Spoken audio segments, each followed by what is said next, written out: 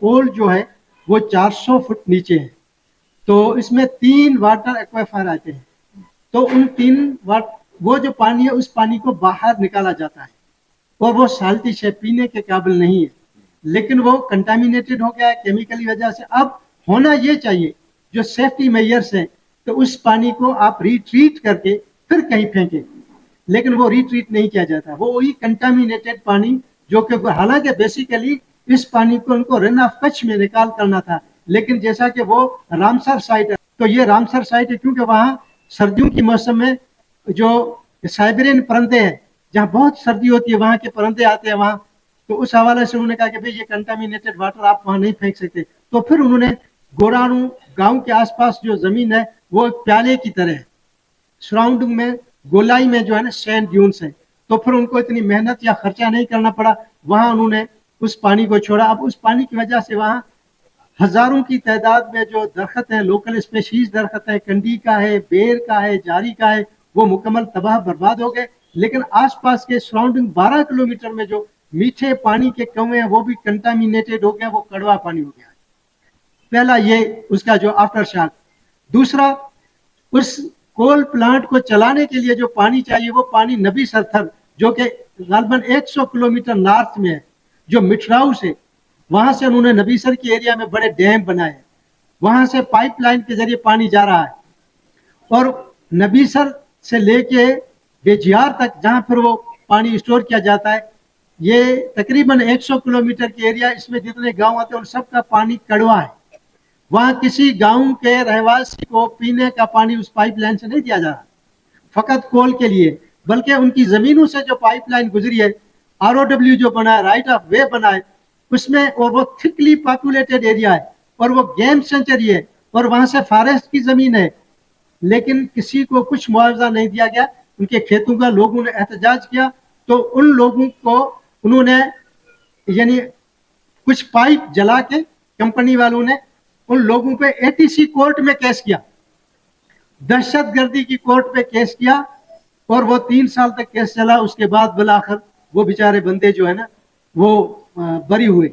تو یہ سہولات کول کی وجہ سے دی گئی. پھر وہاں تیسرا جو ہے بہت بڑا وہ یہ ہے جو پرائمری ٹریشری ہے، پرائمری اسٹیک ہولڈر ہے، یہ 3600 میگا واٹ بجلی جو مین ٹرانسمیشن لائن سے پنجاب کی ہماری نیشنل گرڈ میں دی جا رہی ہے، 3600 میگا واٹ. لیکن ان کول پروجیکٹ کی فینس کے برابر میں جو جھوپڑوں میں لوگ رہ رہے ہیں وہاں آج بھی مٹی کے تیل والا دیا جل رہا ہے، وہاں تو بلب کی روشنی نہیں ہے. اور ان کا نعرہ ہے کہ بھئی تھر بدلے گا پاکستان.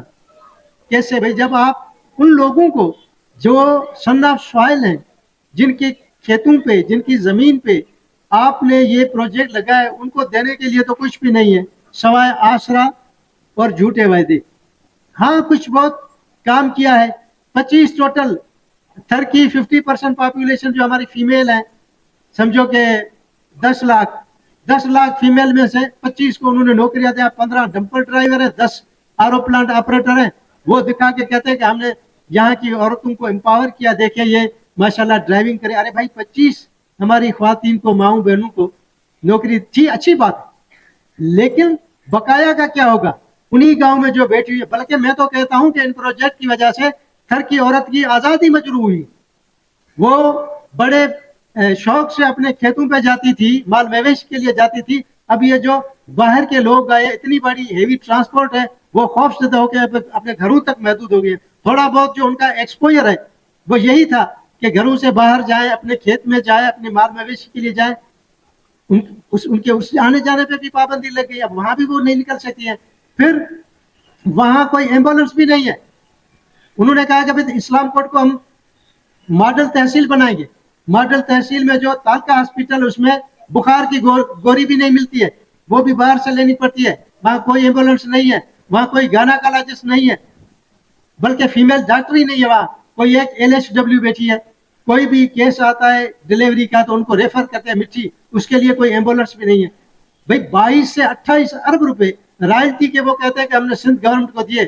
ہم کہتے ہیں کہ خدا را ان پیسوں سے آپ ان لوگوں کے لیے، ان کی صحت، ان کے پینے کا پانی، ان کی ایجوکیشن، اس کے لیے کریں. ان کے بچوں کو آپ اسکالرشپ دیں.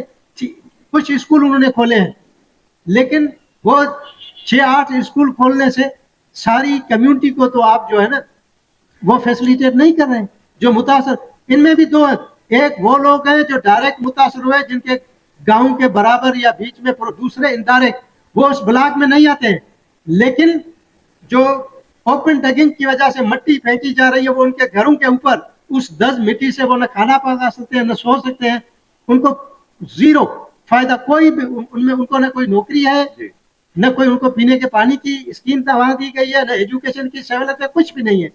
اور تھوڑا بہت کول بلاک اینگرو والے، کول بلاک 2 والے کر رہے ہیں ایجوکیشن ہیلتھ اس مد میں، لیکن بلاک 1 جو شنگائی ایک چائنیز کمپنی ہے وہ تو بالکل 0/0، وہ کچھ بھی نہیں کر رہے ہیں. بھائی جب آپ نے اتنے رائلٹی کے پیسے دیے ہیں تو جو میٹیگیشن میجر ہے، کل کول بلاک 1 میں جو سیفٹی افسر ان کا ایک تھا، سیفٹی افسر کو اٹیک ہوا ہے. اس نے کہا کہ بھائی مجھے بہت تکلیف ہے، ایمبولینس نہیں دی گئی.